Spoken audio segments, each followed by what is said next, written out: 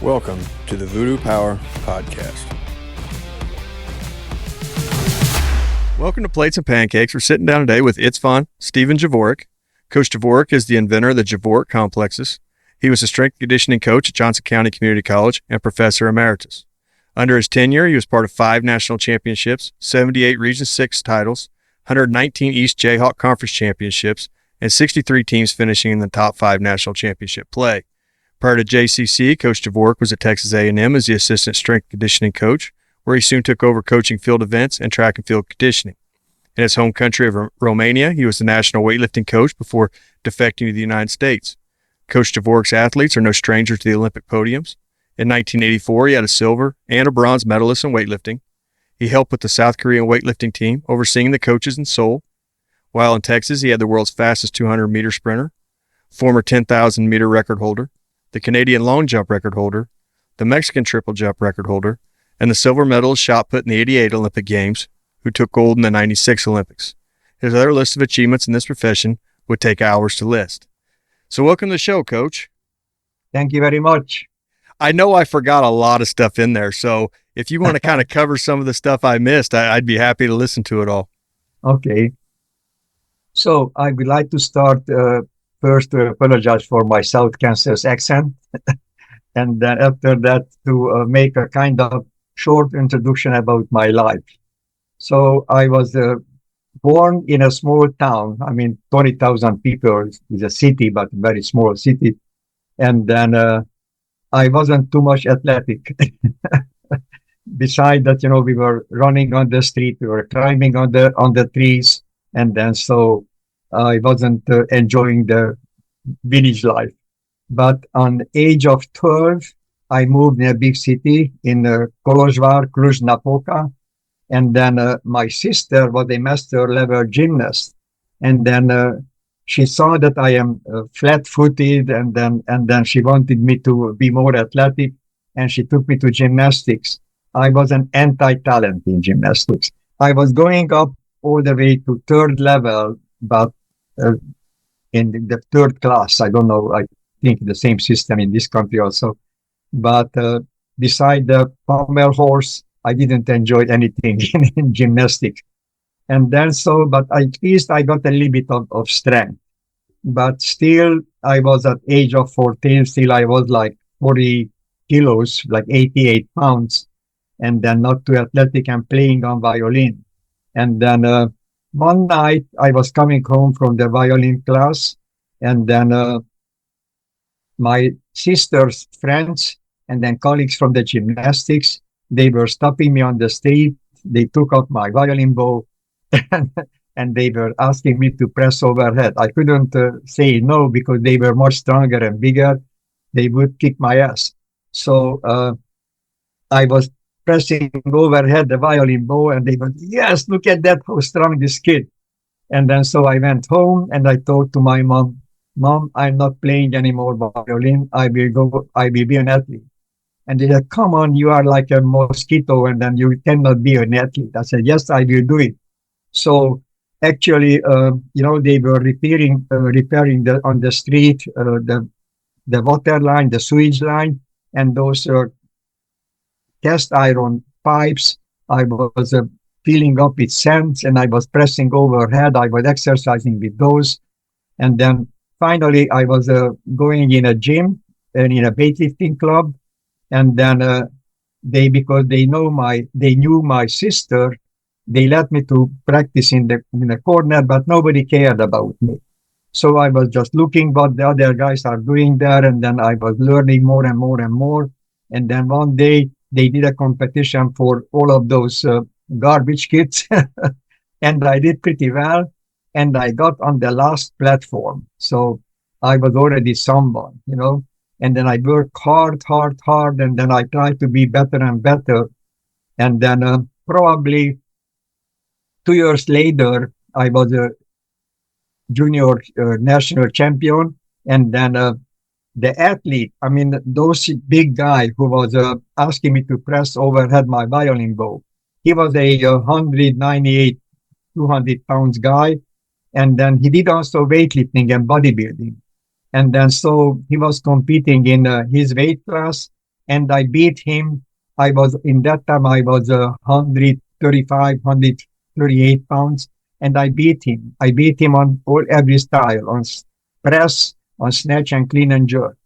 And then so I got in the junior national team, and then slowly, I was advancing better and better. And then later I got in the senior national team. And then, you know, it was a kind of issue that you have to be living in Bucharest, in the capital, to be in the big club of Dinamo Bucharest or Steaua, the Star Bucharest, and then or other Bucharest team. And then they try to push a little bit back the province, you know. But in my city was a very strong weightlifting life. And then so it was two clubs. One of them it was the university club when I was practicing, and the other one it was a kind of a people's club. They called Club Sport, Club Sportiv Muncitorești, the people's, the worker class club. Okay, so it was a kind of jealousy between the coaches, and then the people's class coach was stronger, had better connections, and they were dissolving the two clubs in one club. So I became an athlete of his athlete, and then so we didn't have a very good relationship. He was just supporting me because I was beating everyone, and then so that was the only reason that he was accepting me. And then so anyway, I have spina bifida. I was born with spina bifida, and then a few times I almost paralyzed. I have two of my vertebrae open, 1 centimeter deep opening. So, and then the doctor said that because I was very good on triple jump, I was very fast and then very quick, and then they said not to do triple jump because I could paralyze. So that's why I gave up my athletic career and I did just Olympic weightlifting. But because of my back problem, I was thinking from the beginning what to do to make my back healthier. So always I was a thinker. Always I had some ideas. And then I said, wait a second, I need to do some exercise. What could be for my back? And then from those exercises later on, I was adding more things and I made more experiments. I developed my famous back routine. And then so always I did something. I sprained my ankle very badly. So I was following all what the doctor said, but then I was working more on it, and I tried to find out a way to get faster, better on that one. I made my ankle routine, which is in my book. Then one day, when a child, I fell down from a tree. I was climbing on the prune tree, and then all on the top of the beautiful big prune. And I wanted to reach for it, and the branches break down, and I fell down all the way to the ground. And then I didn't have anything serious, just my knee was swelling up very badly. But anyway, in that time, wasn't too much treatment, wasn't ice actually. We just put some cold water on the apple cider vinegar and then compression. But anyway, later on, I made a not torn meniscus, just a cracking a little bit. It was a crack on it. And then the doctor said that, do some exercise, and then if it gets worse, then we need the surgery. In 1960s, a surgery was terrible for a meniscus. You were out for 2 years. Who knows? So I started to do with very lightweight squatting, and then in the right way to squat. So it's very important. People are squatting not the right way, not with a good technique. Every pressure comes on your knee if your body weight is shifting toward to your toes. So I was squatting from the beginning because otherwise my knee was hurting. I was squatting that shifting my body weight back on my hamstring and then on my heel and then pushing my knees out. So anyway, in that way, I started very lightweight because my knee was hurting. And then I was doing like 10 repetitions, 10 sets. And then next day I felt a bit better. So I started with lightweight. I added other 5 pounds to the bar. And then in this way, I was doing. And then my leg gets stronger and stronger and stronger. I was doing actually 200 kilo squat. Easy. And then so from this experiment, I developed my routine for ACL surgery. So people with ACL surgery, usually they out for a year. With my program, 56 days of program, then everybody guaranteed is better than before and then can do any sport. The big problem is that, for example, the professional teams, they have their own doctor and their contract, and they must respect the contract. They cannot do anything outside of their club or their organization. So, but in the meantime, I put in my book, and then I have 2 versions of it with lighter weight, with heavier weight. But I know I have so many. I didn't count of athletes who I put them together in 3 months. 3 months. I have one of the guy was a basketball player from Leavenworth, and then his father is a colonel, and then he was so injured that he was limping on the court. And then finally, it was another athlete, Wayne Simeon. I don't know if you know the basketball player. And then he was my kid from age of 11. And then so he was telling to the father that to send it to me. So finally he came, and I told to his father, sir, 6 months, no basketball, 6 months, no jumping, 6 months, just my program. And then so it was the 56 days of program, but he needs to do Monday till Saturday, and he was coming with me to do it. And then after the program is over, then we started gradually to get all of those other exercises to be able to be ready for any sport. So the father said, oh my God, is the state championship. I said, I don't care, you can choose. So he said, okay, no sport, no basketball.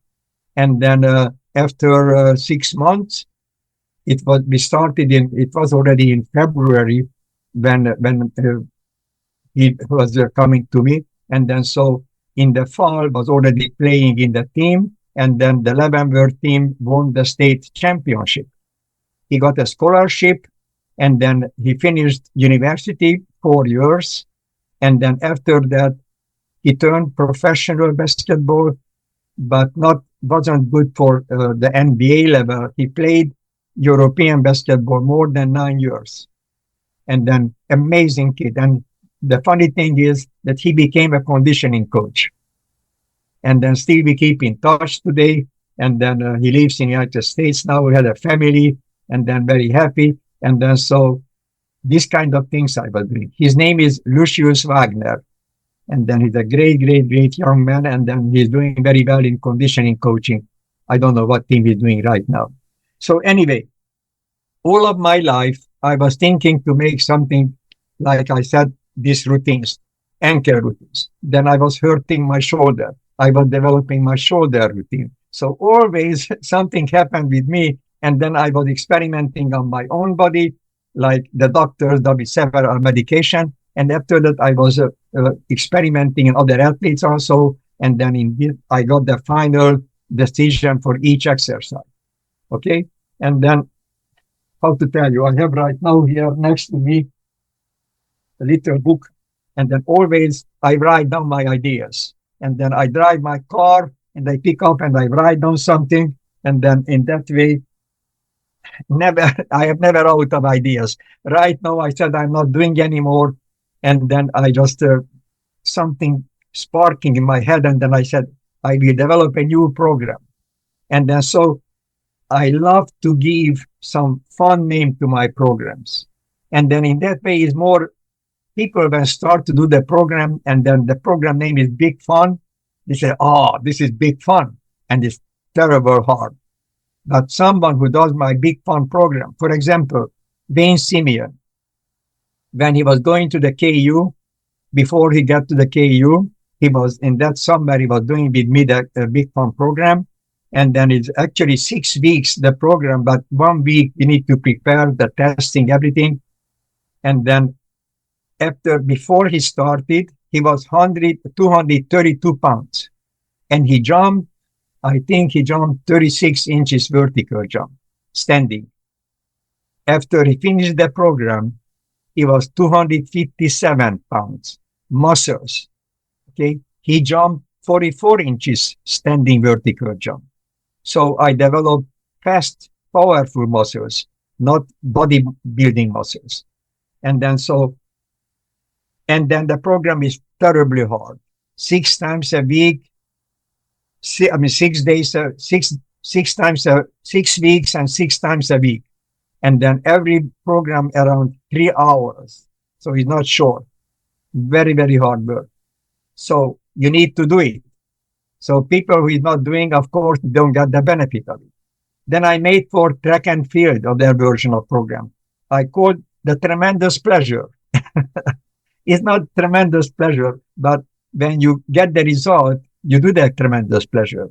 Like referring to the tremendous pleasure, I was speaking at the National Weightlifting Coaches Association conference, and then about my complexes.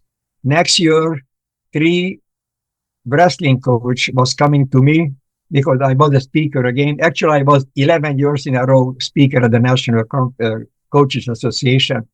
And then 3 coaches were coming to me, wrestling coaches, and they said, Coach Javorek, our athletes are hating your complex too, but they love what they achieve.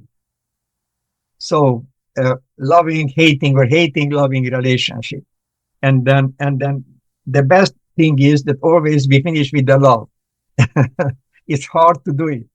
So anyway, and don't forget the wrestlers, they do my complex too, not with 3 reps, 3 cycle. They do 5 reps, 5 cycle, because wrestling today is 9 minutes. So you need to get the grip in your hand and then the willpower to fight over 9 minutes.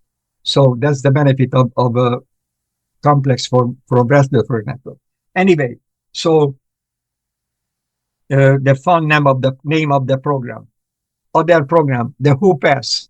That one actually in the Muscle and Fitness magazine they published, and then they didn't like that I call bodybuilders program. They said we need to give some fun name. I said okay, we call it HOF.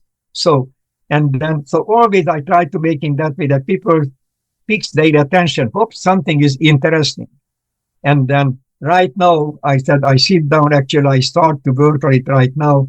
I will make Javorek's Symphony of Dumbbell and Barbell Javorek Symphony in Dumbbell Barbell Major. So I make a symphony on my own. Will be all of my complexes, dumbbell and barbell complexes in the program. So it will be a big fun. Okay. And you can see on my t-shirt, that I have always advertising my big fun and my, yes. And then actually on this picture is my face and your muscles. So anyway, that's one of the things which is very, very important in coaching, in high performance coaching, for example. I mean, any kind of coaching, to make the coaching very, very funny. I mean, discipline, hard work, but pleasant. If the athlete, they love it, then they improve much more. And they love the sport and they will develop better and better. And then I had very strict rules. For example, education. I told them always, sport is secondary, education is first, primary. Because you never know that you get injured or something, and then what you do. So like Wesley Barnett, it was a great weightlifter, and then he became, I think, 8 times was national champion. And then I told him from the beginning when he came to me from St. Joe that education. He had a master's degree. He did a great career. He was working for the Olympic Committee. He was actually sometimes the president of Weightlifting Federation. And then now he's in a private business and then very, very successful. Same thing with Jim Dice. He was also in the Olympic team, but he stopped earlier the sport, but he's also had a master's degree. So all of my athletes, that was my main issue with them. that hard work, fun, and then, I told them, guys, at academics, sport, and the girlfriends later when we finish with the sport and everything, So, and, I was very strict. Wesley Barnett and all of these kids, they lived in, they were renting a house here because they were from other city. Actually, when I moved at JCCC, 8 kids from different parts of the country, from West Coast, East Coast, South, everywhere, they were coming to me, and they were renting houses, and they were sleeping, and they were taking classes at JCCC. And then in the evening, after I finished everything, I went to their house and I checked if they are in their room, in their bed, alone. And then and I checked their refrigerator, if they have beers or drinks or whatever. I didn't let to do that. So I was very, very strict because I said, hey, I don't want to waste my time. I don't want to waste your time. So always the kids who didn't want to work hard, I told them, guys, better you leave because I don't want to spend my time with athletes who don't want to get performance. Other story when you do like in a gym just for general conditioning, that's okay. They pay for it, and that's other story. So this, I think that I get on the end what I wanted to tell you, and then you can ask me questions. If I cannot answer on my questions, I will call my wife to help me. No, I'm sure you can answer them just fine.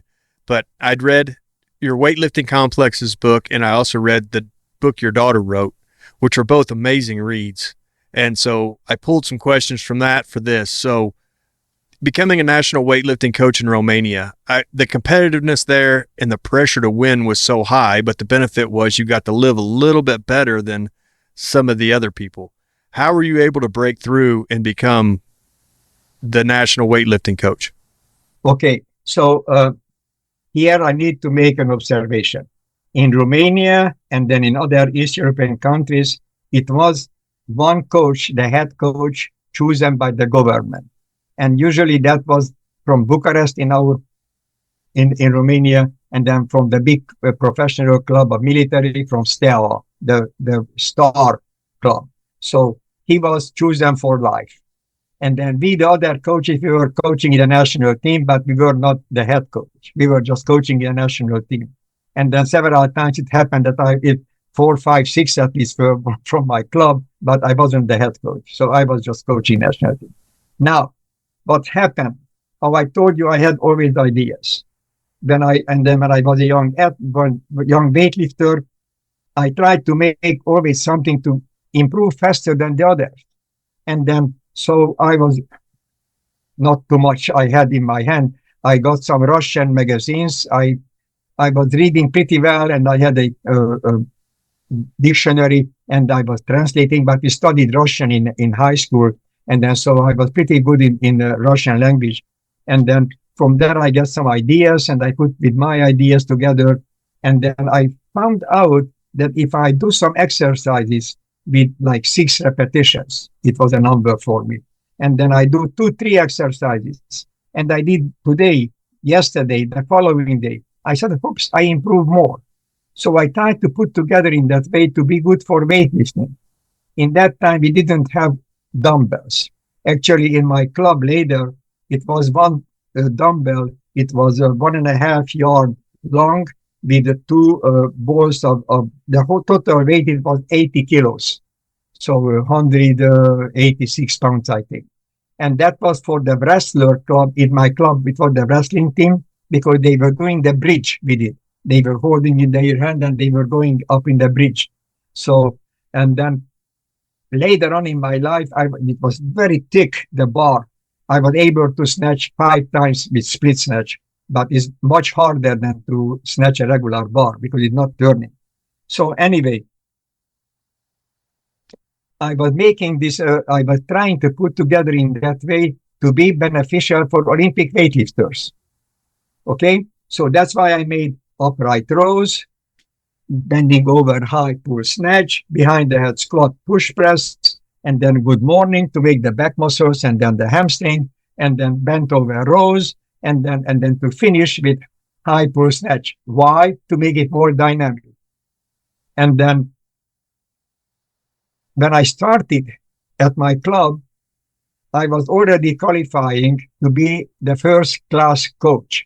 First class coach is the highest qualification beside the master coach.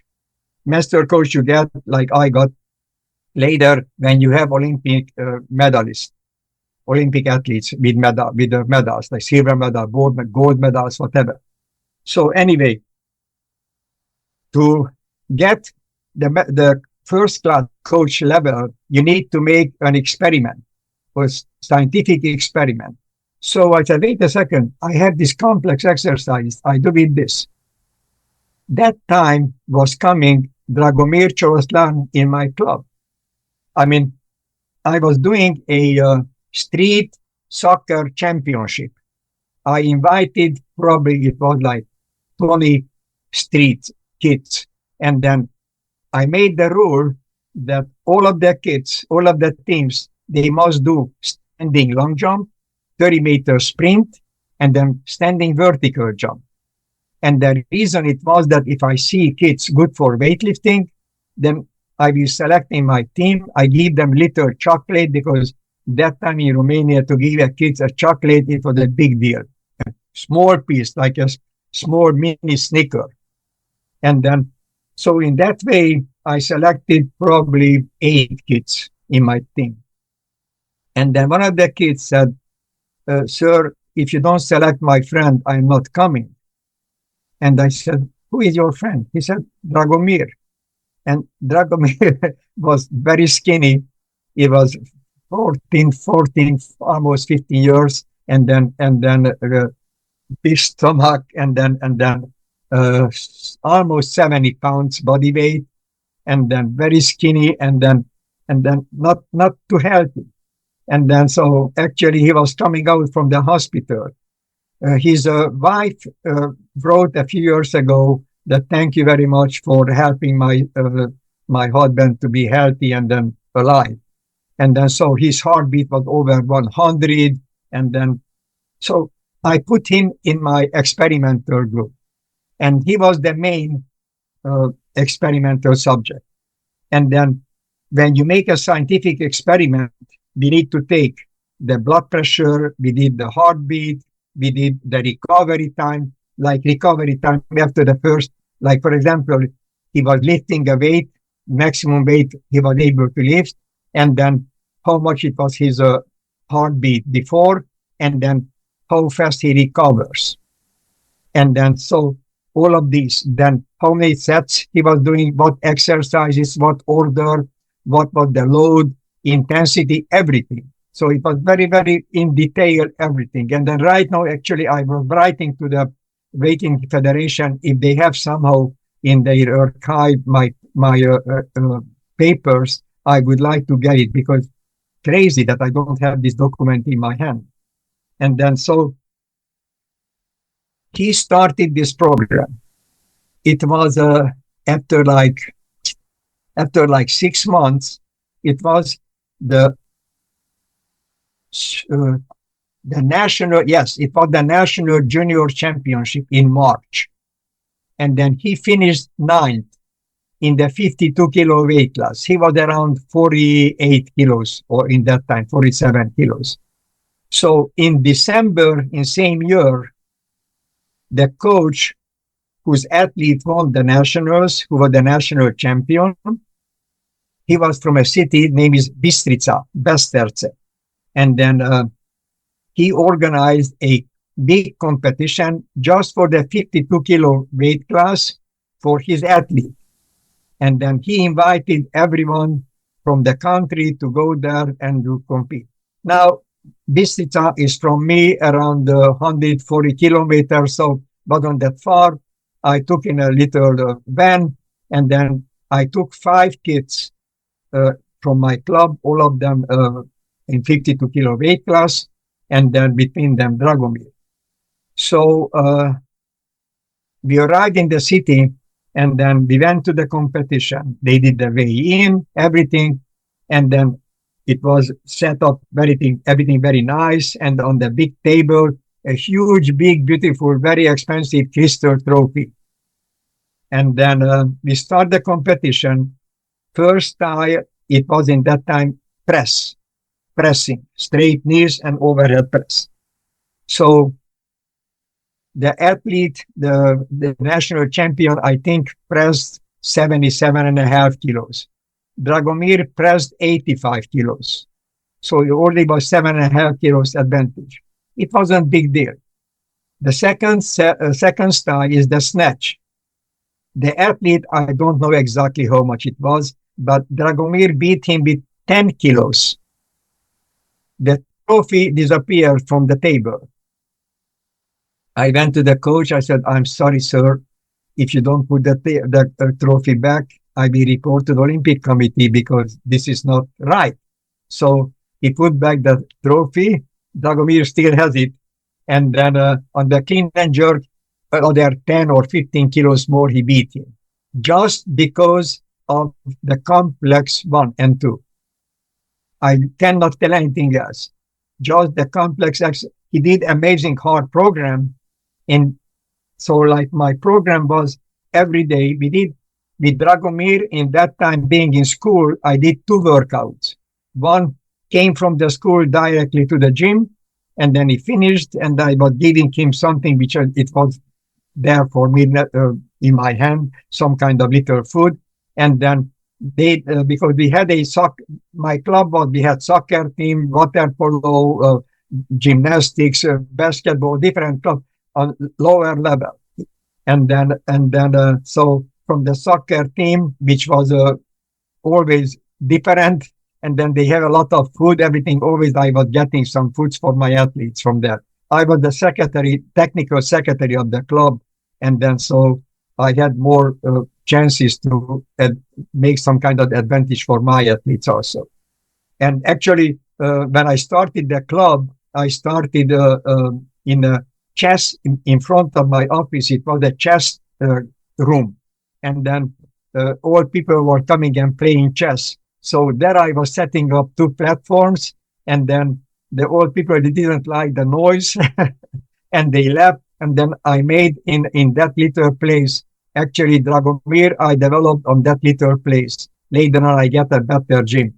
And then so the trophy he won, and then I sent, when I finished the 2 years of experiment and I was ready, I was sending to the national office, and then I was approved. I got my first class, which is like master class here because I'm like master degree in coaching.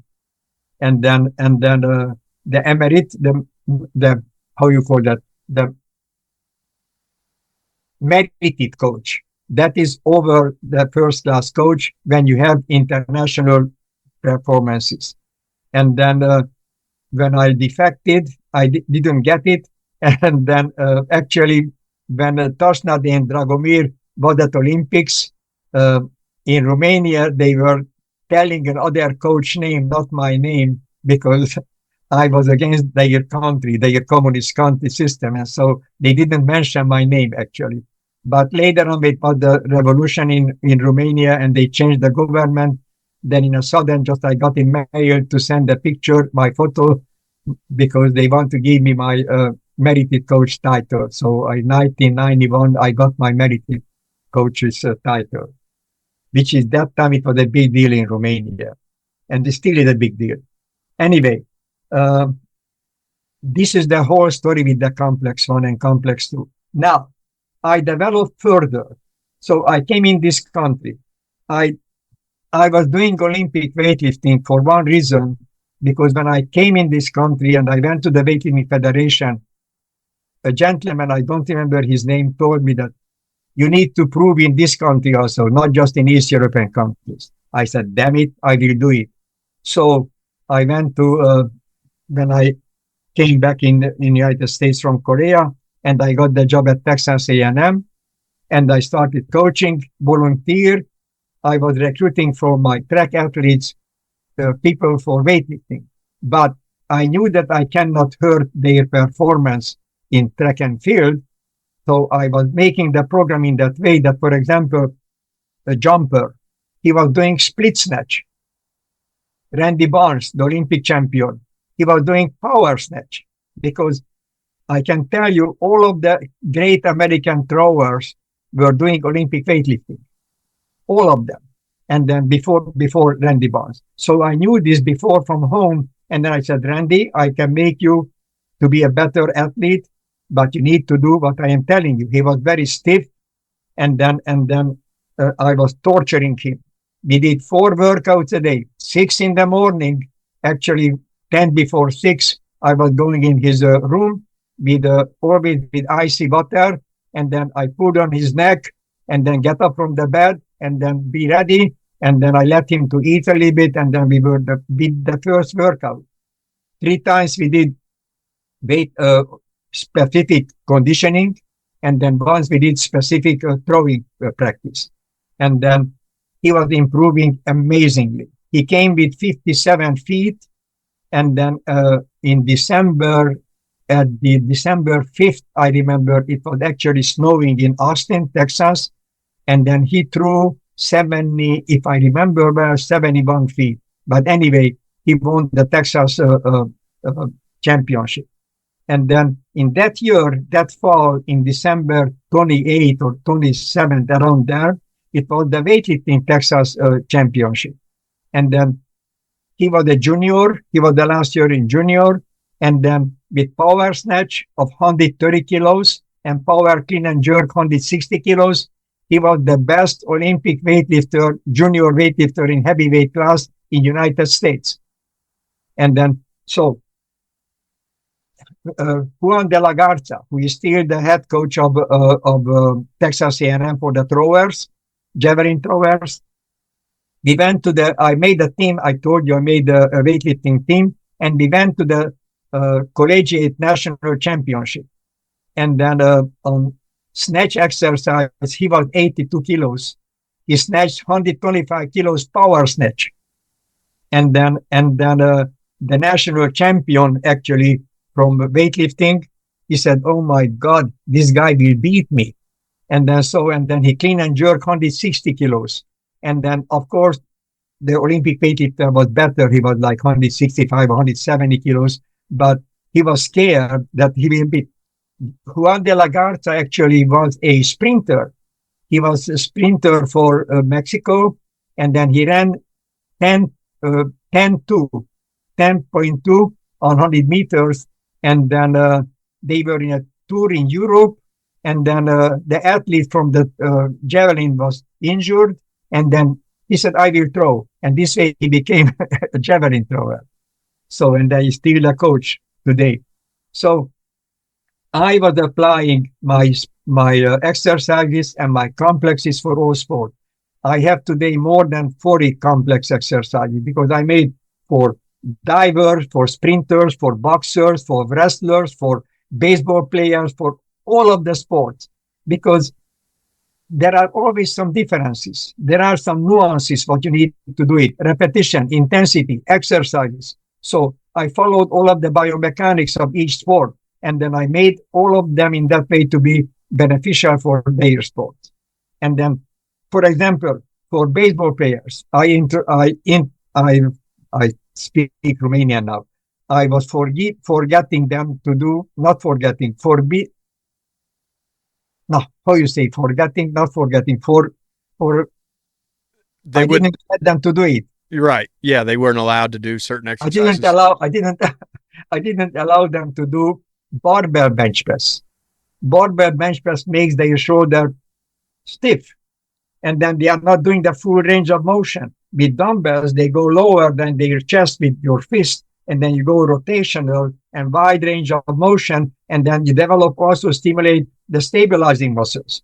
The barbell itself, the stabilizer, but when you have just the dumbbells in your hand, you need to stimulate all of those muscles, especially when you do the rotational bench press.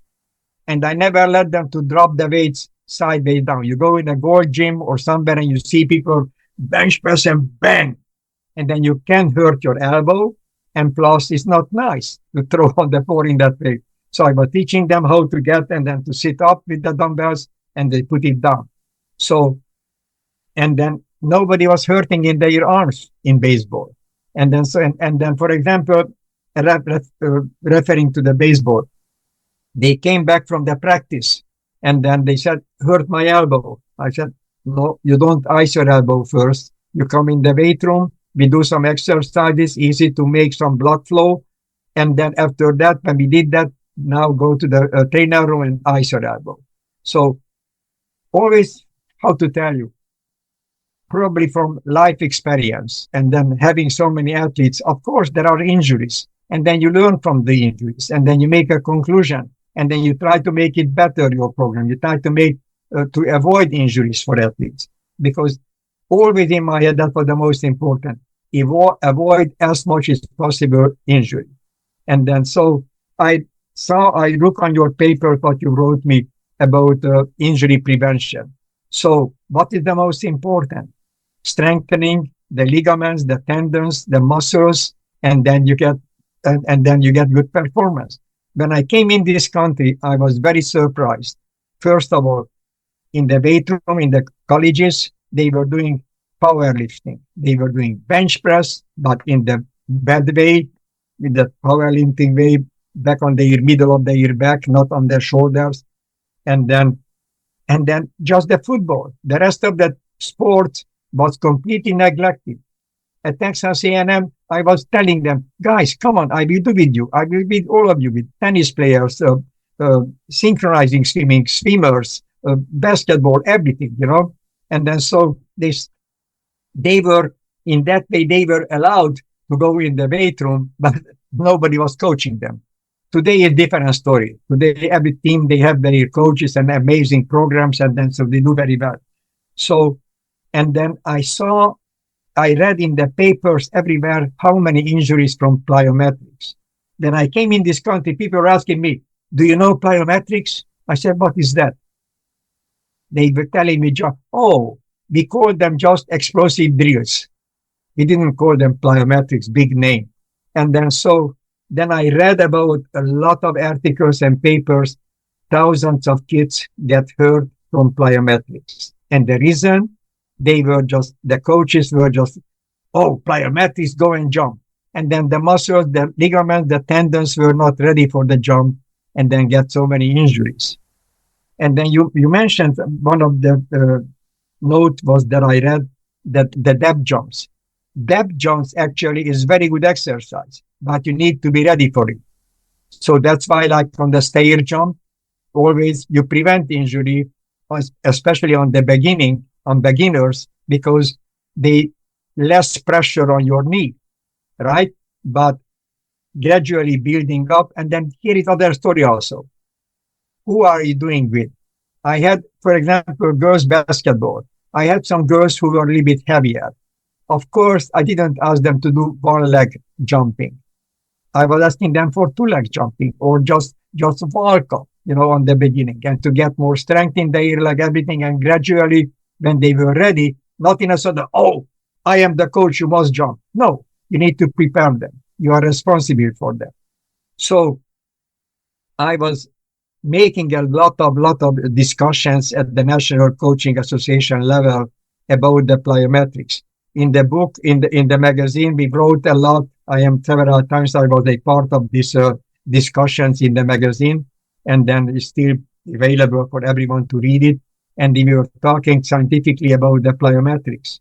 I was really very, very good on plyometrics, and then I think that one of the base of every sport is to be someone very quick and then very explosive. So I developed hundreds of explosive programs. I think that the FBI was looking at me, what is the explosive things in my programs, you know. But anyway, I made my explosive routine, and then for weightlifter, for jumpers, but for every athlete, because it's the base to be very fast and very quick. And then you can see my programs. Always why I'm doing the programs in circuit, because you go from one exercise to the other exercise to the other exercise, different muscle groups, and then you can make the base, the break between the sets shorter, because you recover much faster, right? And then you don't make those muscles tired. You don't make those ligaments and tendons tired. because you do other muscle groups.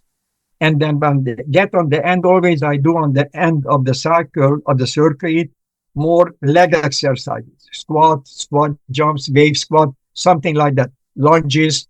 And after that, always abdominal power, and then stair work or tuck jumps or something like that.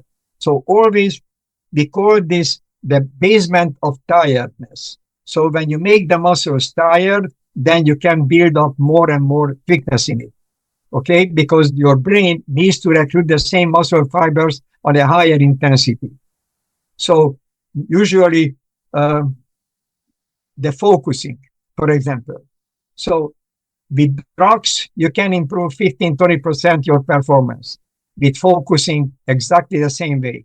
But you need to learn. You need to teach your athletes. For example, on what level you can relax, exactly on the same level you can focus. So you must teach your athletes to relax, and then he can learn how to focus. Okay? And for example, I was taking with my Olympic weightlifters and then other athletes. I put dots on a paper and I say, you must see just one dot. And they were practicing. On the beginning, was running in front of them, but we did the autogenic Schultz autogenic training method, the relaxation method. I learned on my own, very, very young kid. And then I'm an athlete. And then later on, I was teaching my athletes. It was very interesting. Like, for example, in the gym, I put 15 of them because I didn't do it for the kids. I was doing for better level athletes already. And then, everybody closed their eyes on their back. And then I tell my story that I am relaxed, I am quiet, blah, blah, blah. I feel heavy, very heavy, blah, blah, blah. And then I follow their eyes. The kid who was moving in this way, their eye, it means that he couldn't relax. So when I finished the program, I called those kids. I said, listen, you need to pay more attention. You need to make breathe deep, hold it, and try to relax. And then try to learn how to relax. Because you cannot focus if you cannot relax. And then so I paid a big attention on this issue. So how to tell you, several small issues together helps to achieve a big performance. Discipline, hard work, scientific exercises, and then, teas.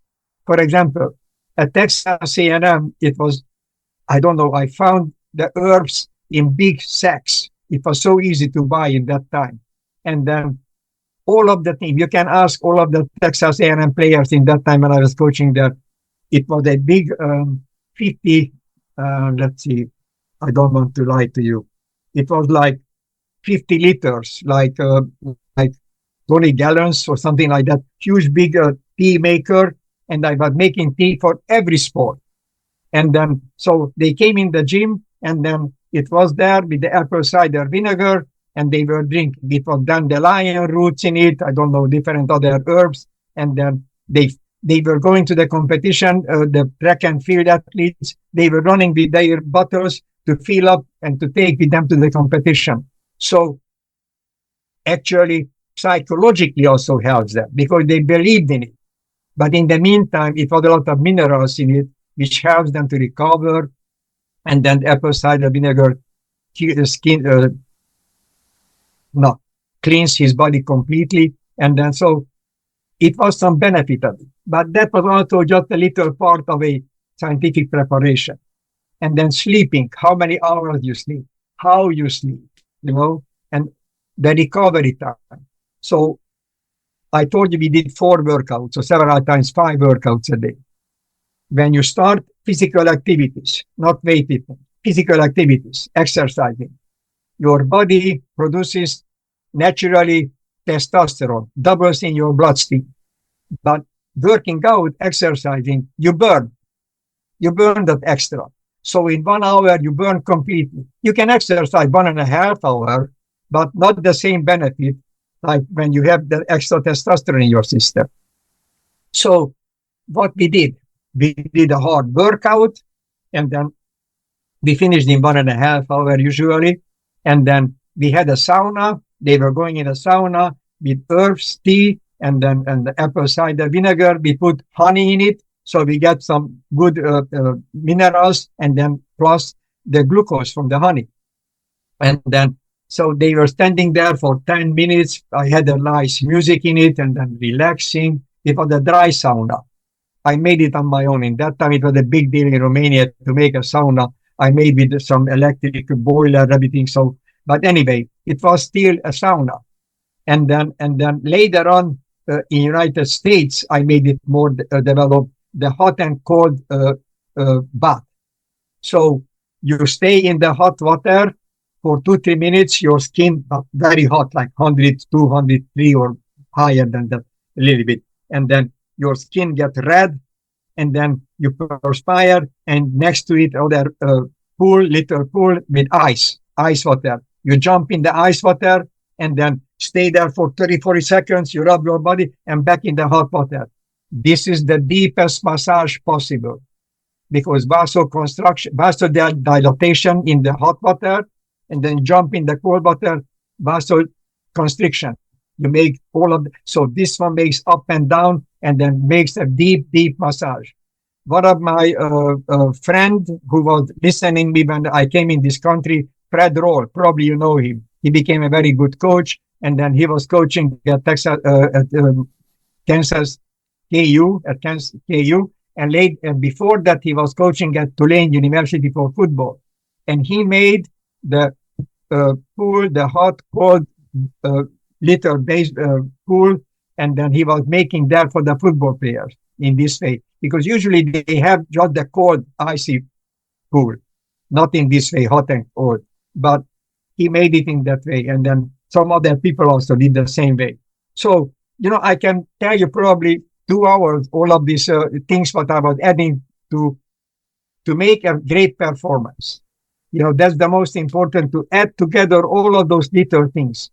And then, so your fantasy, you have to study biomechanics, you need to study exercise physiology, other different things, and then, plus the sport, the specific of the different sport, everything.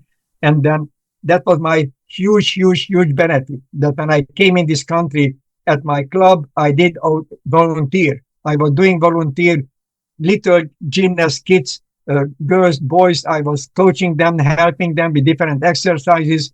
Same thing with the soccer team. We had several soccer teams, because that's the way from children all the way up to the senior team. And then I was doing volunteer conditioning for them, and then for the handball team, for the boxers, for the wrestlers. And so in this way, I had a background already. So when I came in this country and they were asking me at Texas A&M, do you know this sport? Do you know that sport? What to do? I said, of course I know. I don't know one sport, American football. So I told them, give me a 1 month. And then they gave me a month. I was studying to see what they do in practice, each position, everything. And then I made specific program for them.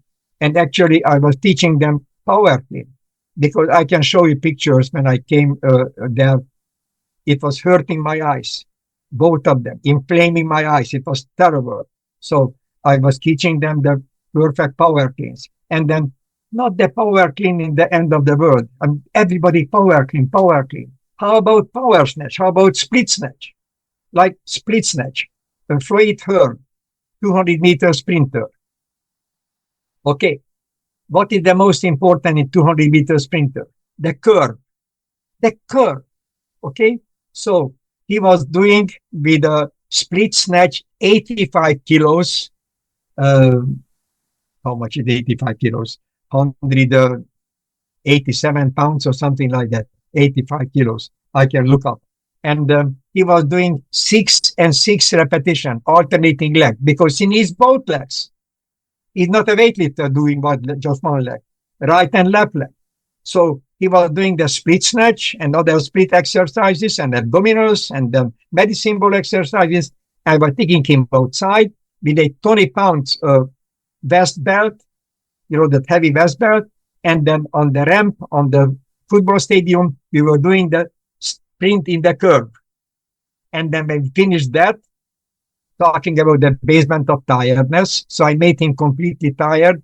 I was taking him on the track field, and we working on first relaxing and then more, and then we working big speed on the curve. That's why he ran 1987 on 200 meters. He was the best sprinter in the world in 1986. Okay, at the Goodwill Games. I think at the Goodwill Games he did this performance. He was the best 200 sprinters in the world in that year. So I made it. Arturo Barrios, distance runner. He was skinny. And always I was telling him, Arturo, what is the most important? Then when you run next to each other, it's a big psychology in running, in distance running. They can hear each other breathing and their movement. I said, you need to develop your arms much stronger. You need to develop your abdominals much stronger. You don't need to be muscular. But we did repetitions. So I was doing with him with 8-pounders, a lot of these movements, and then parallel curves, and then all of those exercises more specific for him. And then I didn't ask him to do squat. Actually, for track athletes, I never asked them for deep squat, just halfway squat, because they don't need to make the big leg. They need to be athletic leg. Okay? So for the distance runners, why to do squat? He doesn't need to get big muscles, but it's not helping in running. We were doing split snatch. We were doing lunges. We were doing lunge walk. And in the lunge walk, I made a big changes. People are walking in the wrong way. Doesn't make any benefit. So I have a video on my YouTube, probably. I don't know if you watched it or not. But the most important to make an isometric part of it. So you need to stop on that position. When you stop in the position in the perfect lunge, and then so your front leg has to be your feet in front of your knee, not behind your knee, like when you do a split snatching competition. And then the back leg, the lower leg should be parallel with the ground. And then that's very important. And then you stop on that position in an isometric position for 3 seconds, then you stimulate your hamstring, because that's the whole issue with the lunges, to develop your hamstring. And then you push from there forward. Now, in my regular weightlifting classes, the students, to do this, I was asking them to count up to 3. So they did a lunge, 1, 2, 3, loud. And the next step. For athletes, I was doing another combination. I was giving in their hand light weights, and they must do an exercise like parallel curls from the lunge position, high pull snatch, or overhead press. And what is very important, when they were doing this, I was checking their legs to be sure they don't extend their back knee. They stay in that position. If they extend their knee, I was explaining them, it's no any benefit. They don't stimulate their hamstring. So always when they do the first time, next day, all of them has terrible sore in their hamstring and their butt. Okay. So these are the issues what you need to follow. And then with life, with doing so many things, you get better and better. You can improve it. So people who does just one sport, it's much harder to get a large spectrum of conditioning, because you are just focusing on one sport. But luckily, in my time, I was doing for every sport, and then I can help anyone, you know. And really, I tell you, I was coaching divers, swimmers, water polo, everything.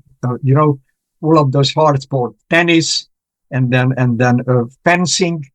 For example, in fencing, what is very important, the fencers are doing the same movement with same leg forward. And then the biggest injury problem with fencers, the knee and then the back, because develop one side of the musculature and they twist the vertebrae. And then all of them, they get, with the sciatic nerve, they get a lot of problems with their back. And that's why we need to do the other leg to develop, to make the vertebrae in the right, the vertebrae in the right position. Okay. So we did special good morning. We did a hyperextension. We did different exercises. And then, for example, I had a problem with some people having back problem from back issues from the high pull snatch.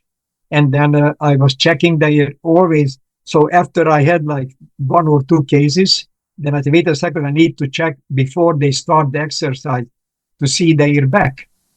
So if they have a lordosis, a big lordosis, always they have a chance to hurt their back. So before to start to do a regular deep high pull snatch, I was doing just from hip with not bending over, and then gradually to correct their lordosis. So how you correct the lordosis? You do abdominals, no repetition, because repetitions is endurance. He needs muscles. So we did to learn the right position for abdominals, because people that with head down, that is not good for your vertebrae. You have to keep your chin in, because like a biceps curls, you keep your wrist down, then you hurt your wrist and you don't improve that much your biceps. You keep your wrist in, you work for your biceps. Same thing with your abdominals. You keep your chin in your chest. In that way, you curving and you work on abdominal muscles. And then so we put weights on their chest, on the beginning, light weights and heavier weights, and no more, just 10 repetitions. And then in that way, we improve the strength of the abdominal muscles. And then doing an exercise in my back routine, I have this exercise from half squat with barbell behind the head, overhead press to pull the vertebrae back to strengthen the musculature the right way. And then all of these combinations of different exercises, then you pull back completely the back position and you can completely correct the lordosis. I had several kids with kyphosis, with the C, with the lower upper back curve. And then I had 2 kids, and who were in one of them was in how you call that? Is a made from a hard material and keeps their torso, try to pull back, I don't know, with different screws to pull back in the right position.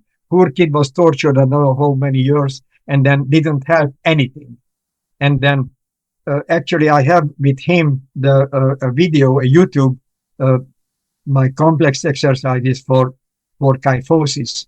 And then he was doing with tennis shoe that exercise pretty well after he learned. And then I wasn't able to correct because he was already 19 years old. He's not like a young kid. But in the meantime, I was helping to get a good position and then to get healthy. And it was a girl with a scoliosis who had, I don't know how many rods in her back to correct because it was so much and they pulled back with that. And then she was playing tennis. And then after a while, was hurting again. Went to the doctor. The rods were bending because the muscles pulled on that direction. So her father was hearing about my programs in my private business. And then they came to me and I was checking her and I said, I have one issue. 6 months will be very painful. So if she handle it, it's okay. Otherwise, I cannot start. So because what happened when you pull back the muscles is create some sensitivity. And then so she was working very hard. And then this was like 15 years ago. And then I pulled back completely back with exercising with. For this scoliosis, we need to do with barbell because it has to be with free hands. You get in the wrong position. With barbell, you must hold right and then holding the right way. And then I knew how to correct her. And then I corrected completely. This was 15 years ago. Still, we keep in touch. She sent me several times letters. Then when I feel with some problems, I do your exercises. So that's the way you can make it. And that's the biggest satisfaction in your life.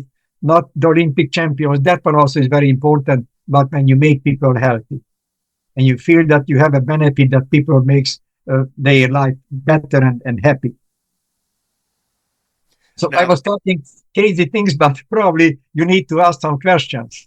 You're going right down the list. I give you the questions and you read them all, so you're just kind of hitting them as we go. But there was a few things in there you said, and one of them, it was in your daughter's book, and I thought it was really interesting. You were talking about food in Romania and kind of like stealing food from the other athletes and giving it to your athletes. Well, food was kind of rationed, wasn't it? And then people had like hoarding rooms in their house that was hidden, so the government couldn't figure out you were saving food. Okay. Is that how that was? Yeah. Okay. So first of all, one day the dictator Ceausescu was making a meeting, and we always need to listen his meetings and then his speech. And then he was talking that we are in problems, we don't have enough food, but doesn't matter, comrades, we eat herbs, we eat grass, but still we beat the capitalistic system. And then, so we heard this speech, and after it was over, we went in the weight room to exercise, and I told to my kids, guys, today for lunch we eat dandelion roots. And then next day, my club was a union club, and then was supported by a factory of 11,000 employees, a shoe factory. And then, of course, for the 11,000 employees, it was a special Communist Party committee and special security, KGB, FBI, Securitate they call it in Romania. And then it was a colonel who was the chef of this organization. And next day, the phone rings in my office. He said, Comrade Javorek, come to my office. So I go to his office. He said, how about that eating dandelion roots? I said, oh my God, someone in the weight room is built in. and then I didn't lose my how you call that, my line. So I was very calm, and I said, yes, sir. I told to my athletes that, guys, doesn't matter if we eat dandelion roots or whatever, what our great leader Ceausescu said, but still we will win Olympics and we do very well. So the guy was in trouble because he thought that I will be scared or something. And then so he said, okay. And then so what happened, they were building in, they were forcing several times your athletes to report you. They tried to make some kind of deals to blackmail the athletes. And then I knew that I had several of the kids. One of them, he came to me and said, sir, they are asking me to report on what language you speak and what you are doing when we go in foreign countries. So what you can do, you need to shut up and then to respect those things, not to make some more problem. But the food for athletes was always very, very good. This was the big problem, a big issue in the East European countries. Sport and art was considered the main issues to show to the West, to the capitalistic countries, that how great we do. So that's why we had so much advantage, because we got everything for athletes. So it was a meat, they call mititei in Romania. Is a different pork, lamb, and then beef meat together with different spices and long little sausages. It's very delicious. And then usually a person eats 2-3 of them. Toshna, they ate 40. Okay, so and then we had food. We had amazing amount of food. We had restaurants where it was for athletes restaurants. It was in the national team, in the Olympic training center. But in my city, we had my athletes got the tickets. We got in different tickets, and because on the ticket says, I don't know, $20, $50, whatever. But for example, my athletes from the national team usually get around 2,000 to 3,000 lei, which was in that time like value in dollars in this country. And then as a coach, always I got the half of it. So I had 5-6 athletes in the national team. I got a lot of extra, so I was feeding my whole family.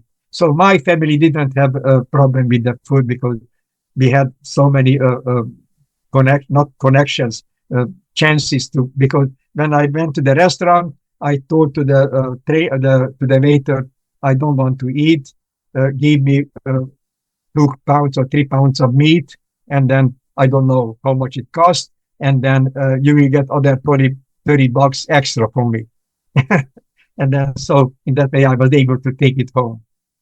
And then several times I need to go out on the back door because someone was following us. And then so we learned the system, Same thing when I defected. I don't know, probably my wife, I think my daughter wrote in the book, I knew that every letter were sensors. Actually, every day I sent to her a postcard, and I wrote on the postcard, I love you, or I love you, and then we will meet very soon. Not stupid things. They were keeping for a month, all of them. I'm sure they made pictures of it, and they tried to find out what I would like to communicate each postcard. And then they saw that is nothing, no way to find out, because I didn't write anything. Then she got it, my wife, she got always 30 postcards in together. And it was all of them postmarked for every day how they arrived. Or my letters. We had a friend who was telling to my wife that, listen, all of your letters are opened and read them. And then they copied it. And then so don't write stupid things because your letters also are open. So what I was doing, I knew all of these things before I defected already. And then actually when I defected, I didn't take with me any phone numbers. I was memorizing the phone numbers of my friends in Germany because I knew if I have written down phone numbers, they don't let me to go outside from the country. So I was sending a letter to a friend of mine in Hungary. And I wrote to him that please send, I put in several little envelopes. And then the main envelope was the last one for my wife.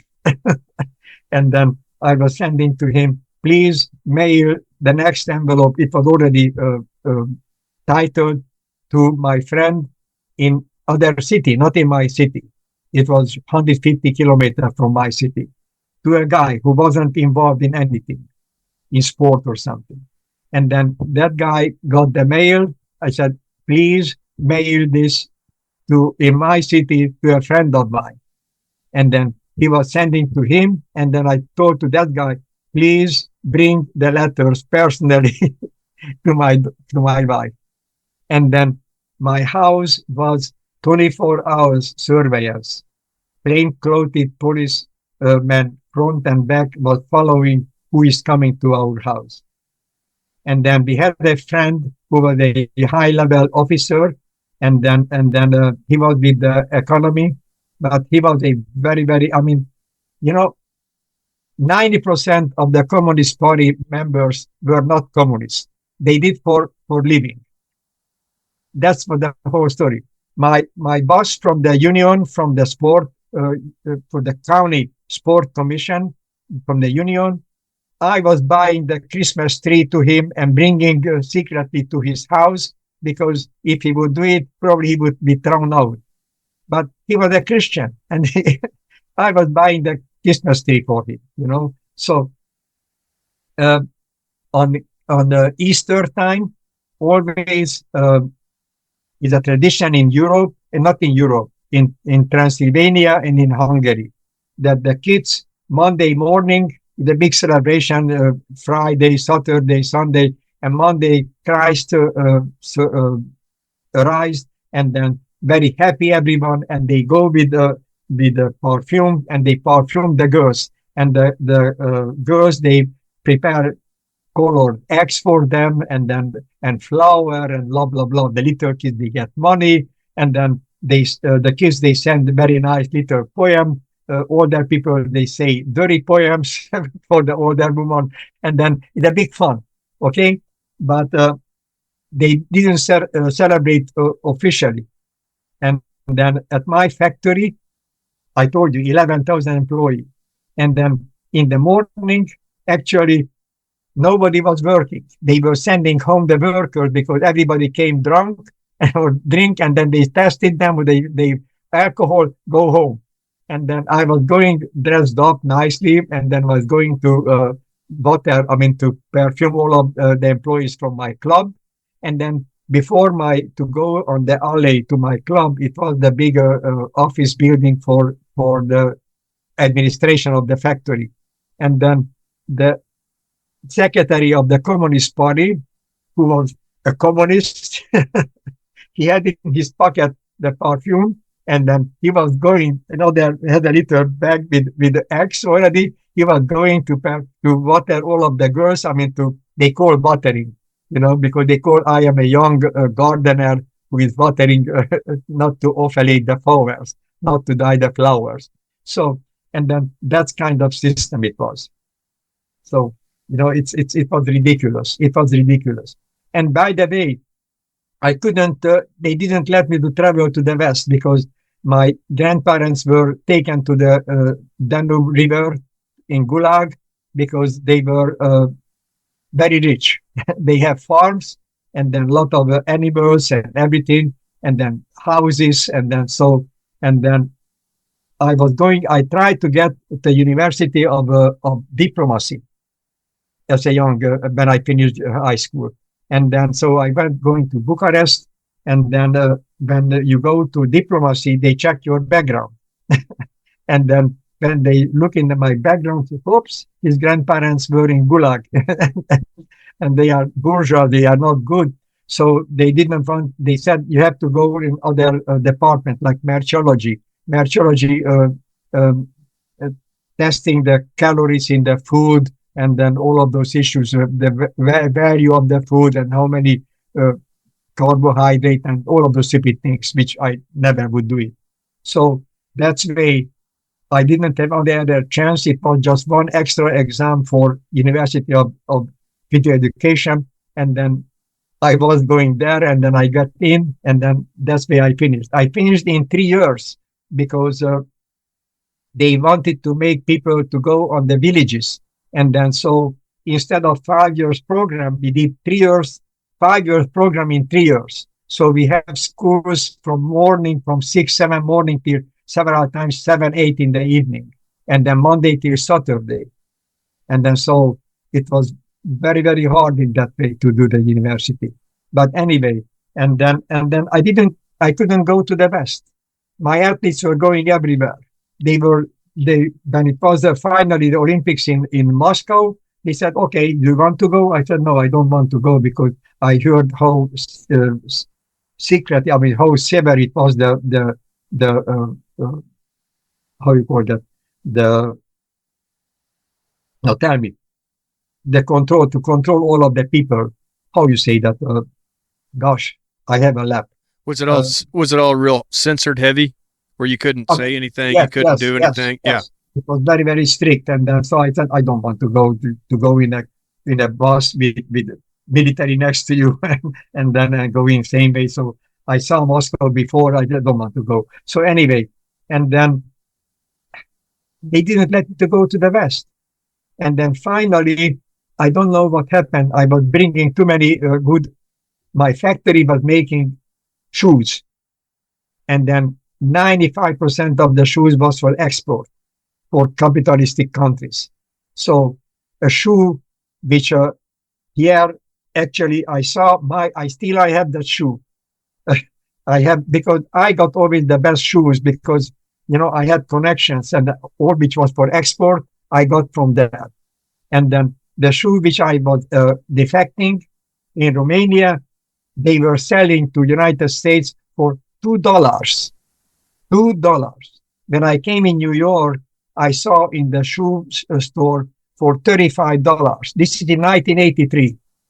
So imagine how in the business. Of course, you have to ship it and you have to take to the store, whatever, but that's way. So I was sending a lot of shoes back to the Bucharest, to get somewhere in the West. And then once they let me to go to Austria, to the Danube Cup. And then I was so scared and not prepared and everything. And then I saw the life, how different it is, what it means to be in a free world country. And then so when I came home, I said, oh my God, I would like to get somewhere. And then the next competition where I supposed to go, because three of my athletes or four of my athletes was going there. It was in Lyon in France, and the World Championship. And then I was preparing for it, and I didn't get the visa. Oh my God! So I couldn't go. So finally, they said that you cannot go to the West if you are not member of the Communist Party. I said, that's the issue. He said, yes, because we follow you, and then you are not member and you are not trustful. So in factory, everybody knew me, and then it was like 5 or 6 of my kids were working in the shoe factory in the metallurgic section, and then I knew every employee from there and the leaders of the unit, and then actually the president of my weightlifting weightlifting club, was the chef engineer of metallurgic section. So I said, I would like to be a member of Communist Party. So I made the form, everything, and then in the newspaper was big article that Javorek from now is our comrade. And I got the visa to go to West Germany. So I was prepared for it. This one is a long story. It was so many emotional things with the colonel from the security, everything. But anyway, finally, I was able to go. At the border with Romania and I don't know what country was the next. It was Serbia or something. Anyway, and then in Romania at the border, they stopped me. They dressed me down. They checked everything on me. If I don't have dollars or I don't have some letters, and then it was very funny. We were urinating in the because we were in a sleeping wagon, and then in the how you call that where you wash your hand. In the sink? Yes, in the yes. And then because we knew that they will take it off. So actually they were taking off to see the pipe if you didn't hide anything in the pipe. They took up the pictures from the wall, that are the official pictures, whatever. If you didn't put anything behind the screwdriver to take off, and then they took up the carpet, was it on the floor, to see we didn't hide anything. So that's kind of country I was living before. And then so it was really very, very stressful. And then it was, when I arrived, and then I called my friends, and then I told him that I would like to stay there in Germany. And then he was coming to the last day when it was the banquet, the competition over. It was a big banquet, and then and the banquet, I was sitting next to Dragomir and then Tosnadi. I was sitting between them, and I told them that, guys, I will leave. And then I was before I was hugging them there. I said, "Oh, you did very well in competition. I don't know what." And then it was big music and noise because it was a banquet. And then it was a band on the stage playing, and then they start to serve the food. And then I said, "Okay, guys, this is the second, and I leave." And I went to the door, and then it was the door I had. It was 2 handles, sorry, long bars, and I tried to pull in this way. I don't know why, and the door didn't open.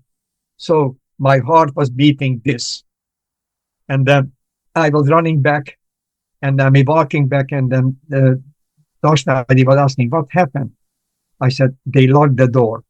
He said, "No, coach didn't lock the door." I said, "Yes." He said, "Go and then try it again." I go back again, try again, didn't open. I go back, and then Dragomir said, "Pista Bachi." I mean, they call me Pista Bachi, like Uncle Pista, or with a nickname of Steven. And then he said, "The door is not locked." And then I said, "I need to go another door I go in the back somewhere." He said, no, you can go over there. And then I look back, And then I start to walk toward the door. I said, I will break the door. I will go with my shoulder and I break the door.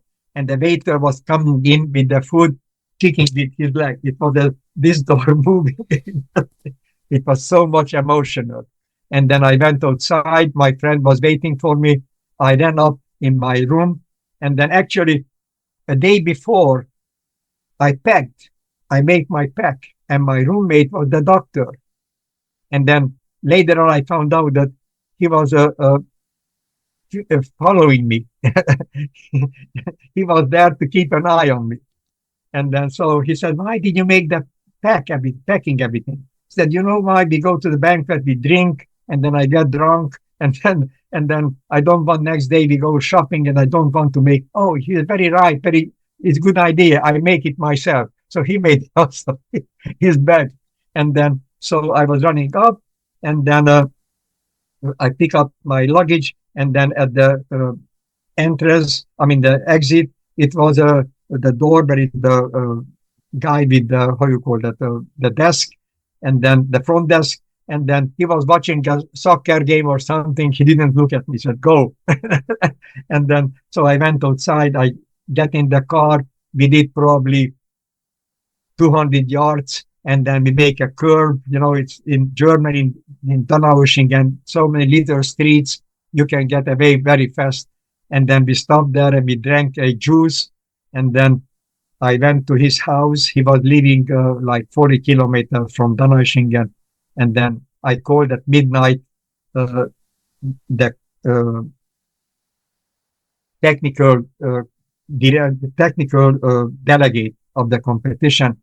And I told him that I'm so sorry. I'm not leaving back. I wish you the best. And then that's it. They told me the same thing. We wish you the best and then good luck. And then they were same like me. They were nice people, just they did their job. And then so 3 days I was staying in my friend's house and I was studying some German words to go to the immigration office. And I was learning kiss the hand, kiss your hand, ma'am, and everything. And then it's in the police station. In the police station is the office. And then I was going in, and I told that I'm asking for political asylum for the United States. And then who am I? And then I said, now I'm in your hand. You decide what I am doing. And then she left. I said, oh my God, she comes back and then she arrests me. And then she came back with a newspaper and then said, look, in the newspaper talks about you. She said, we don't put you in a camp because you are not on that level. We need to give you an apartment. So I got not apartment. I got a little room up in the top of a lady's house. I had 3 little rooms next to me, 3 students from Rwanda, and they were studying in German language. And then so I was living there. And then I got 300 Deutschmark, so German mark, to survive. But I was doing clandestine work. I was collecting cherries. I was digging foundation for a house, and so which was actually not legal, but people tried to do something because I wanted to send some money home to my family. And then so it was a long story, but we got away very much from the sport, but this was the way, the risk. And then it's a big risk. And then when you arrive in this country, how I told you, everybody was asking you, prove it what you can do. So if you don't prove, you are gone. You are done. So it was hard work. And then really I hope I proved to everyone what I can do and what is my knowledge.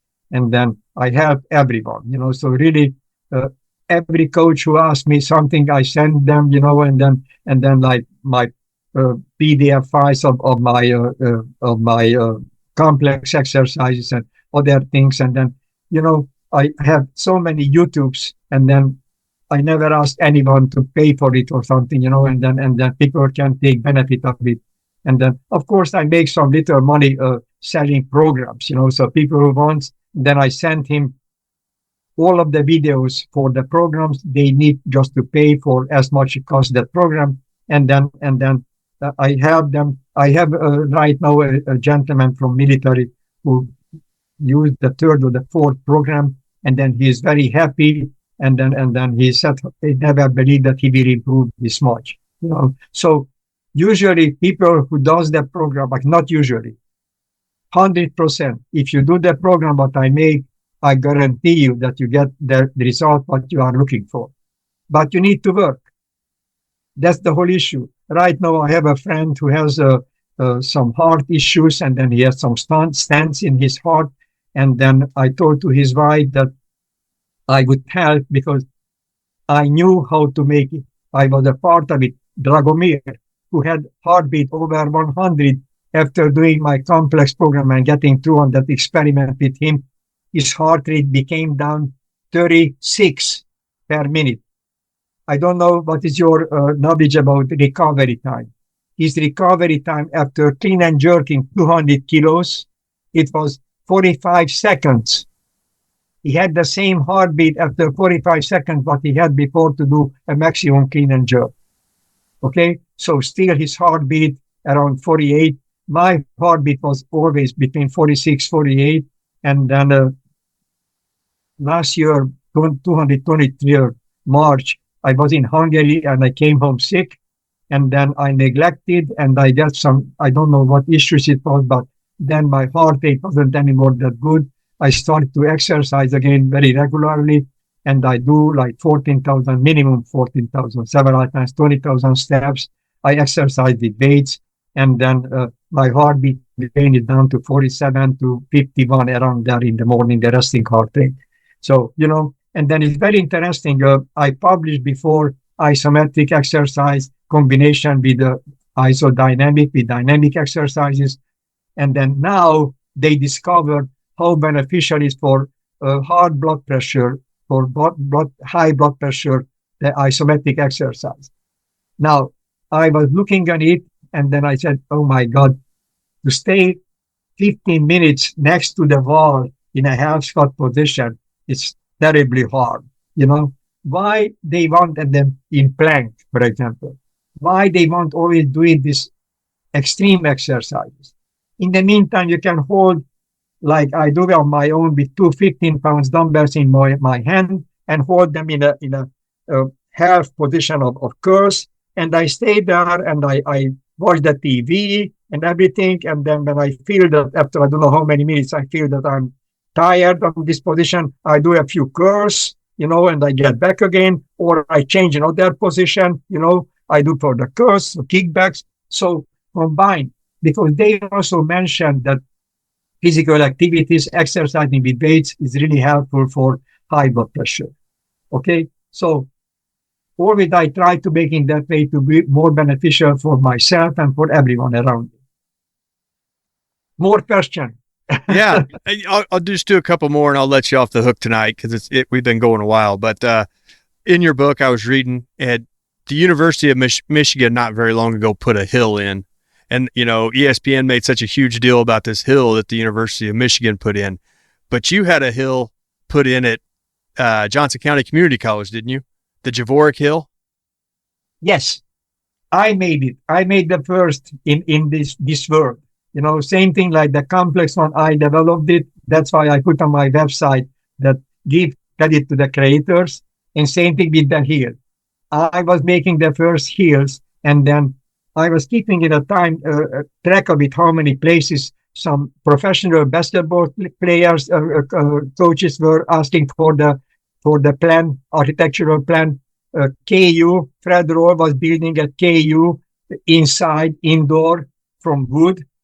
And then, unfortunately, they didn't call the Javorek's Hill because, this is politics, everything. But anyway, everywhere in this country or in the world where they made the hill, I made it. And then why I made the three combination. One of them was just the jumping on the stairs, on the steps. The other one was the rubber boxes. First it was with sand, but then the rubber is fantastic. And then I made the inclination in that way to make harder and harder and harder. I still have the plan. I can give it to everyone, the plan. Actually, probably in the last 5 years, probably 5, 6 people were asking me for the plan. And I sell it free. I don't care. I am happy that people want to do it. And then the third place is just running up. And then from these three combination, I made special program for basketball, for sprinters, for jumpers, for distance runners, for every sport. I made different way.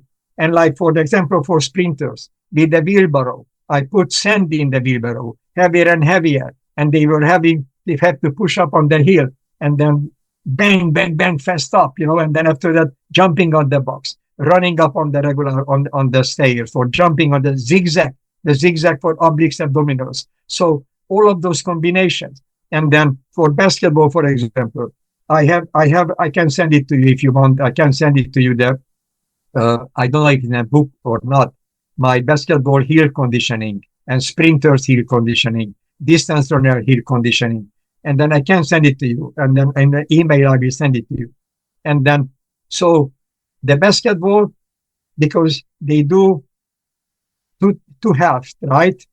And then the break between them. So what I did the program the first 5 sets and then running a mile. And then running, not speed. I don't care. Just they were jogging. That was the kind of oxygenation I call. Okay. And then continue again and finish with other 5. They were hating it. But when they finished in the end of October, when they started their practice, the coaches were very satisfied because they could kill them all day long. They didn't get tired. So that's make a big deal, and then really, probably I can find in my emails the basketball NBA teams who were asking me for the plan. But I have several plans. So Michigan also does my heel conditioning. Did they do Michigan also set up my heels? They have an indoor hill. I don't know if it's exactly like yours because I haven't seen yours, but I know during football season they talked about it quite a bit. Peter Vermes. I mean, we call Vermes is the Hungarian pronunciation of his name. He made my conditioning heel on his practice field. He had that set up. It's very visible on outside how he set up my practice, my heel. So it's amazing deal. And in a small place, you can do everything. You can do everything, and you can combine. I was bringing several times out dumbbells, and we did dumbbell exercise, for example, complex one, and then you do the running up or jumping up or whatever, and then or push-ups or so many things. Unfortunately, Johnson County was developing a big program, and they destroyed everything. They destroyed the hill. They changed completely the whole things. So it's not anymore. People who made the first one is not anymore. They don't have it anymore here. And then we spent a lot of money. It was more over $70,000 to make because it was with the sewage system, so it drainage system, so the water didn't stay on it. And then actually we had the plan to cover completely to make indoor for winter time also. And then I retired, and then later on they destroyed the year. Yeah. The other thing in that book it talks about was the grid system that you painted on the wall so that you could help with athletes in their Olympic lifts. Was that something you brought over from Romania, or is that something you thought about and developed yourself? Yes. So we did the technical line. So for the snatch and clean and jerk, and for the clean, for everything.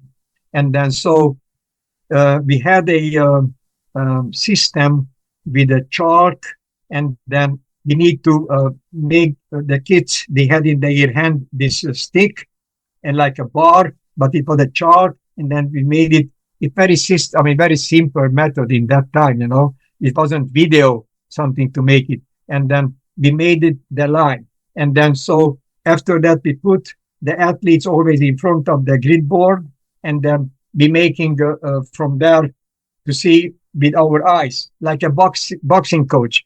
Boxing coach sees things what we don't see. And then, so a fencing coach, same thing. So it was specific, how you call that, sport specific vision or whatever, And then and then in that way I was correcting my athletes. And it was very funny. After I published an article in National Strength Coach Association, 2 or 3 years later, one of the company made the board, the regular board on stand, and then you can move everywhere. But exactly the same board. But it's okay. That's why I published that, people to make a copy of it. And then Americans are very, very fond of it to make it to copy someone. I remember I got so many letters that people was copying a chapter from my book, and they put in their book.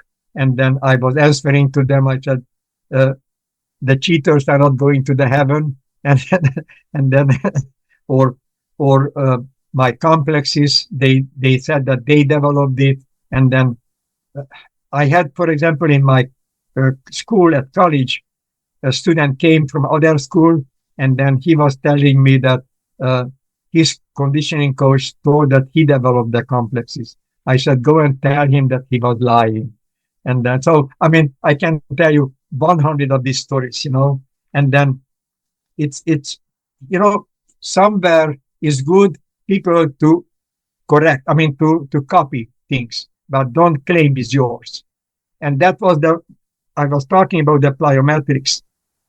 That was the worst thing what the coaches did in this country with plyometrics.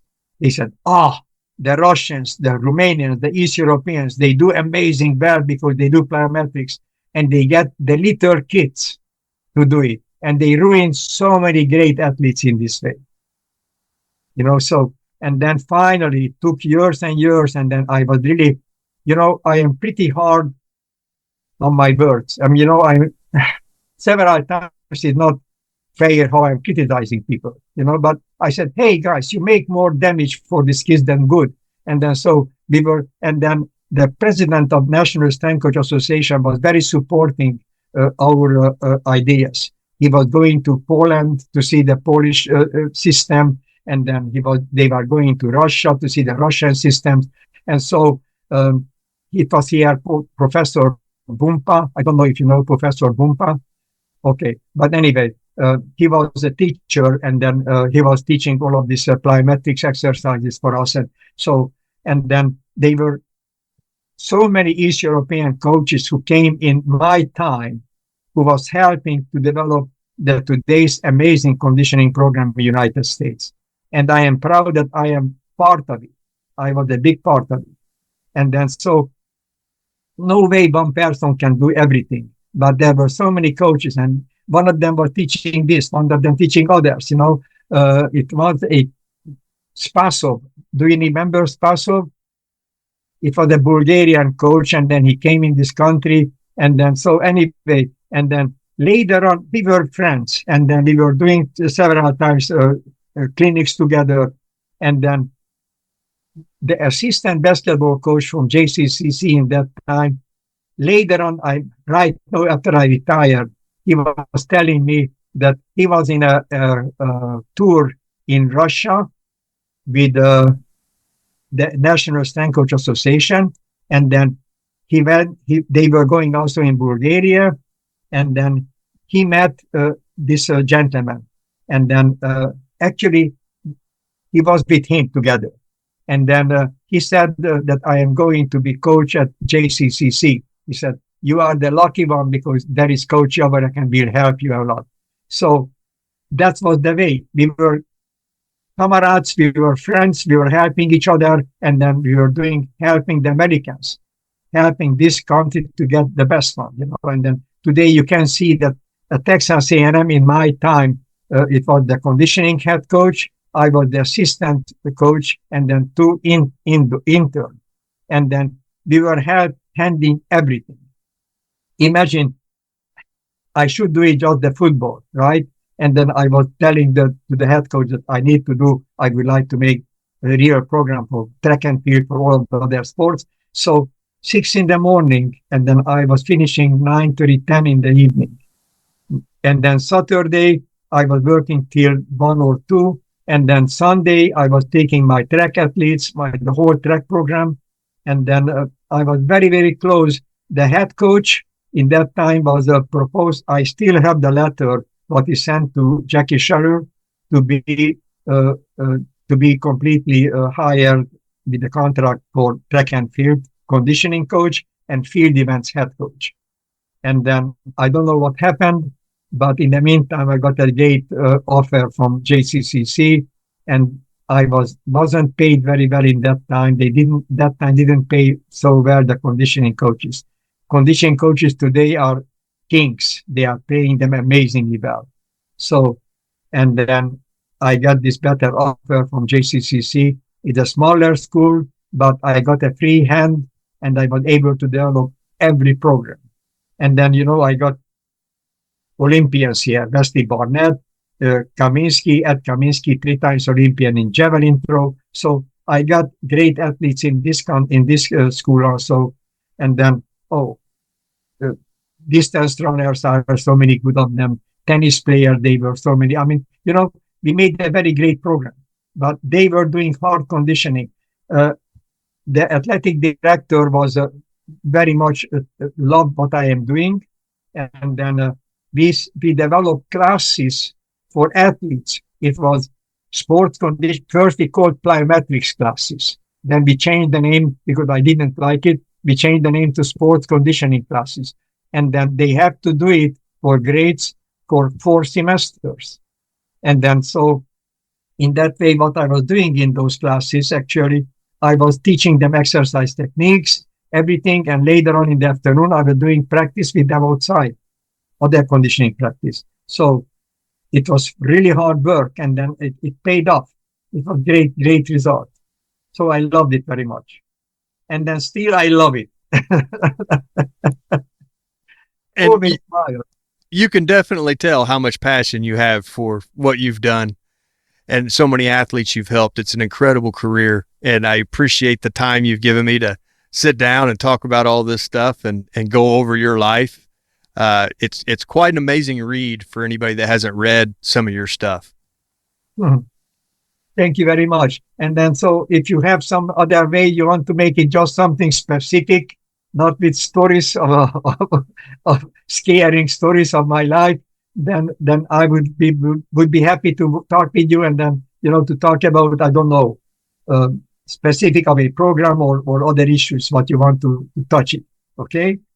I appreciate that, Coach. I've kept you a long time, and you've been gracious with your time. I'm sure there's more notes I have that we can go over one of these days, but for now, thank you very much.